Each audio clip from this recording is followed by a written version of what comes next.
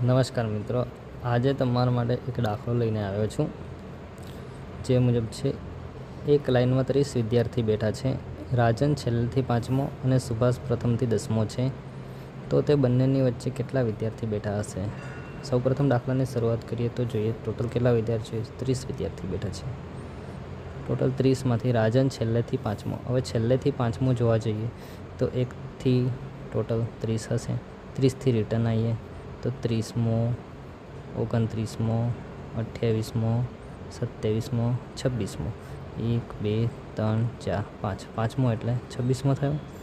હવે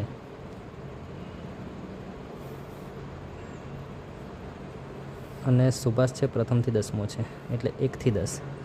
1થી અને 10. હવે વચ્ચે કેટલા વિદ્યાર્થી થયા? તો 10 પછી આવ્યો 11. 11થી ચાલુ કરીને 26મો તો છે એટલે 11થી ચાલુ કરીને 25. ટોટલ કેટલા થયા? 15 થયા ને. વચ્ચે ટોટલ 15 છે એટલે કે બંનેની વચ્ચે કેટલા વિદ્યાર્થી બેઠા હશે? 15 વિદ્યાર્થી બેઠા હશે. અમુક વાર કેવું છે, ઘણી કોમ્પિટિટિવ એક્ઝામમાં વિદ્યાર્થીઓ આવી રકમ જોઈને ડરી જતા હોય છે, ગણિતમાં જેમને ઓછું ફાવતું હોય. પરંતુ એવું ડરવાની જરૂર નથી. એકવાર રકમ વાંચો અને સમજો, દરેક ક્વેશ્ચન ઇઝી જ છે.